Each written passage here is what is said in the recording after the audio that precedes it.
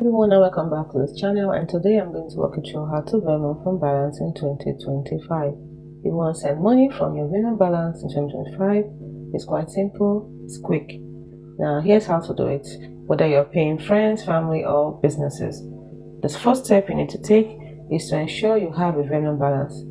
Open your Venmo app, tap the Me tab, check your Venmo balance at the top. If your balance is $0, you will need to add money from a linked bank account or debit card first. Then go to the second step, which is to initiate a payment. Tap the Pay or Request button at the bottom of the app, enter the recipient's username, phone number, email, or scan their Venmo QR code. Which takes us to step 3. Just select your Venmo balance at the payment source. How? You select your Venmo balance at the payment source, enter the amount you want to send first. Then under payments method, select Venmo balance if it is available. If your balance is insufficient, Venmo will automatically deduct the remaining amount from your linked bank account or card. The next step you need to take is add a note and confirm. What do I mean by note? I mean a description like dinner bill. For social feed visibility, this is optional. Next, you can review the details.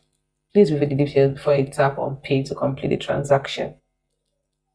Here are some keynotes for 2025. You see instant and free. Venmo is instant and free. Payment for your Venmo balance are free and they process immediately.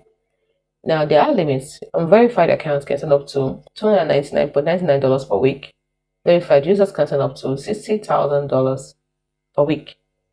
Now, when it comes to security, don't forget to enable two-factor authentication in settings for added protection. Now, if you have some sort of cheating problems like let's say the payment is declined, what do? Check your balance or weekly limit. Always check it. And then if you send it to the wrong person, request a refund from the recipient. Venmo cannot reverse completed payments. So the recipient has to refund you. For business payments, ensure you're using a Venmo business profile to avoid tax issues.